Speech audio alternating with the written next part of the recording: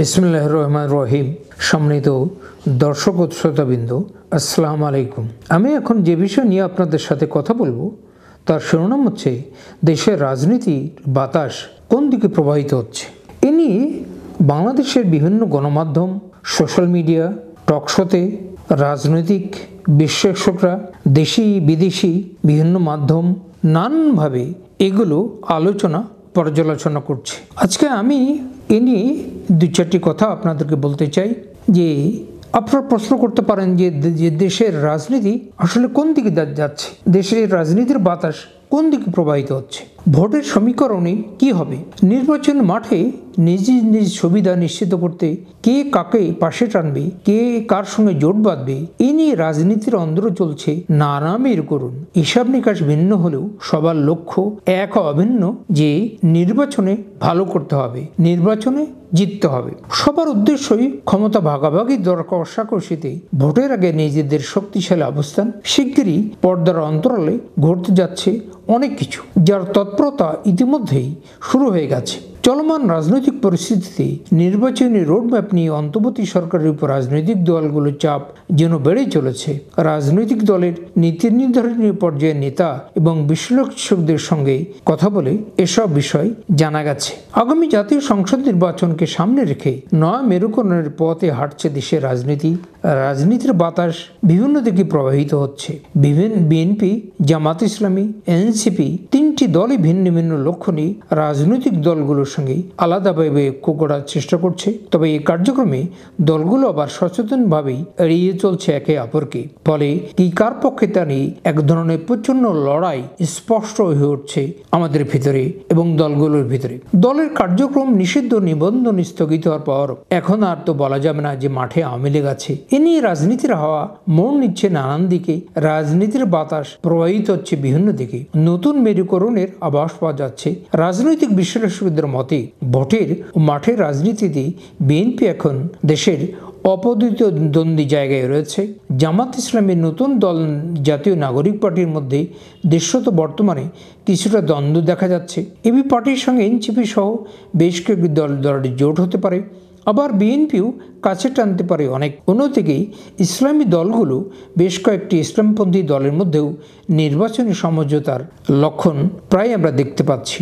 বাম ঘরানার রাজনৈতিক দলগুলোর মধ্যেও একটা ঐক্য তৈরি হতে পারে নিজেদের ভিত শক্ত করতে, যাতে শেষ পর্যন্ত বড় দলের সঙ্গে দর কষাকষিটা ভালোভাবে করা যায়। এদিকে ৭১-এর মুক্তিযুদ্ধ ও ২৪-এর গণ অভ্যুত্থানে বিএনপি ও এনসিপির মধ্যে অবস্থান কিছুটা ভিন্ন ভিন্ন দেখা যাচ্ছে। এমনকি বিএনপির সঙ্গে এনসিপির জোট গঠন নিয়েও রয়েছে নানা আলোচনা। এই ব্যাপারে বাংলাদেশের অন্যতম একজন রাজনৈতিক বিশ্লেষক অধ্যাপক ডক্টর মাহবুবুল্লাহর মতে ৭১-এর মহান মুক্তিযুদ্ধ ও ২৪-এর গণ অভ্যুত্থান এই ইস্যুতে বিএনপির যে অবস্থান তা নতুন নয়। তবে এনসিপির অবস্থান তাদের কাছে নতুন মনে হয়েছে। এর কারণ হতে পারে জন আকাঙ্ক্ষাকে দলটি বুঝতে পেরেছে। আরেকটি হতে পারে যেহেতু আওয়ামী লীগ ভোটে অংশ নিতে পারবে না, এই জন্য দলটির ভোট টানার বিষয় থাকতে পারে। বিশ্লেষকদের আরও পর্যবেক্ষণ হচ্ছে রাজনীতিতে শেষ বলে কোনো কথা নেই। এনসিপির সঙ্গে জামাতের একটা বিরোধ আপাত দৃষ্টিতে দেখা যাচ্ছে, কিন্তু ভবিষ্যতে এটা কোথায় দাঁড়াবে সেটা আমরা এখনও বলতে পারছি না। তবে নতুন বাস্তবতায় বিএনপির সঙ্গে জামাতের একজোট হওয়ার সম্ভাবনা নেই বললেই চলে। আপাতত এ কথাটা আমরা বলতে পারি। ইসলামী দলগুলো একটি নির্বাচনী সমঝোতায় যেতে পারে। সেক্ষেত্রে এনসিপির অবস্থান কী হবে তা এখনই স্পষ্ট করে বলা যাচ্ছে না। সব কিছু নির্ভর করছে নির্বাচনী তফসিল ঘোষণার পর। আবার এখনও জামাত নিবন্ধন ফিরে পায়নি, আর এনসিপির নিবন্ধন নেই, এগুলো কিন্তু বাস্তবতা। অন্যদিকে ঢাকা বিশ্ববিদ্যালয়ের রাষ্ট্রবিজ্ঞান বিভাগের একজন অধ্যাপক কাজী মোহাম্মদ মাহবুবুর রহমান, তিনি বাংলাদেশের রাজনীতির গতি প্রকৃতি নিয়ে বলতে যেয়ে বলেছেন যে শেষ পর্যন্ত ইসলামপন্থীরা এক লাইনে চলে আসবে, অথবা বিরোধী দল হওয়ার জন্য ইসলামপন্থীরা এক ধারায় ঐক্যবদ্ধ হতে পারে নির্বাচনের আগেই। আবার যারা বৈষম্য বিরোধী আছে তাদের থেকে যেসব দল বেরোচ্ছে তাদের মধ্যেও আবার একটা ঐক্য হতে পারে। এ থেকে জামাত ইসলামী বিভিন্ন দলকে নিয়ে ঐক্য করার লক্ষ্যে কাজ শুরু করে মূলত 5ই আগস্টের পর বাংলাদেশ খেলাফত মজলিস, ইসলামী আন্দোলন বাংলাদেশ, জমিয়তে ইসলামী ইসলাম সহ কওমি মাদ্রাসা কেন্দ্রিক বিভিন্ন দল আছে এই ঐক্য প্রক্রিয়ায়। তবে এই জোট এখনই আত্মপ্রকাশ করবে বলে মনে হচ্ছে না। সম্মানিত সুধীবৃন্দ, আপনাদের সঙ্গে এতক্ষণ কথা বলছিলাম দেশের রাজনীতির বাতাস কোন দিকে প্রবাহিত হচ্ছে। আমি তো আগেই বলেছি যে এ নিয়ে বিভিন্ন গণমাধ্যম, টকশো এবং সোশ্যাল মিডিয়াতে এগুলো নিয়ে ব্যাপক আলোচনা হচ্ছে। আজকের একটি জাতীয় পত্রিকা এ নিয়ে একটি বিস্তারিত রিপোর্ট করেছে।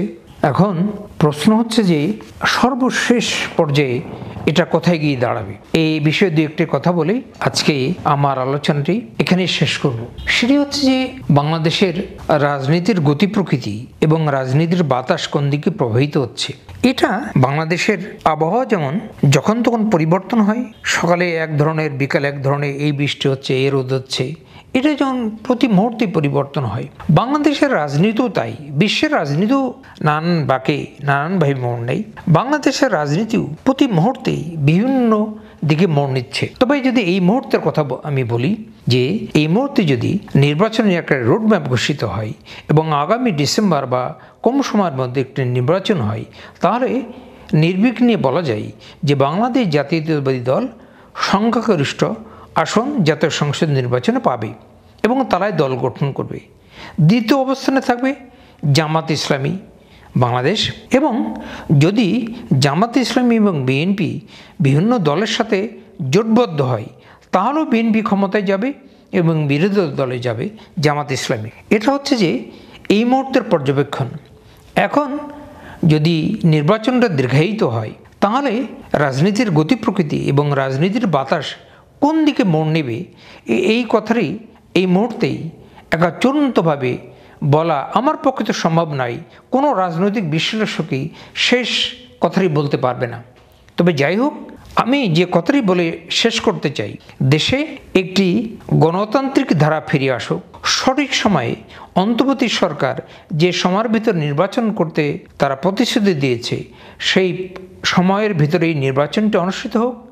দেশে একটি অবাধ, সুষ্ঠু, অংশগ্রহণমূলক নির্বাচন যেন অনুষ্ঠিত হয় এবং সেই নির্বাচনের মধ্য দিয়ে যে দল রাষ্ট্রীয় ক্ষমতায় আসীন হবে, জনগণের ম্যান্ডেট নিয়ে যারা ক্ষমতা আসতে পারবে, তারাই দেশটাকে ভবিষ্যতে নতুন দিকে এই বাংলাদেশকে চালিয়ে নেবে। এই প্রত্যাশা করি আজকের মতো আমার আলোচনাটি এখানে শেষ করতে যাচ্ছি। আপনাদেরকে অসংখ্য ধন্যবাদ।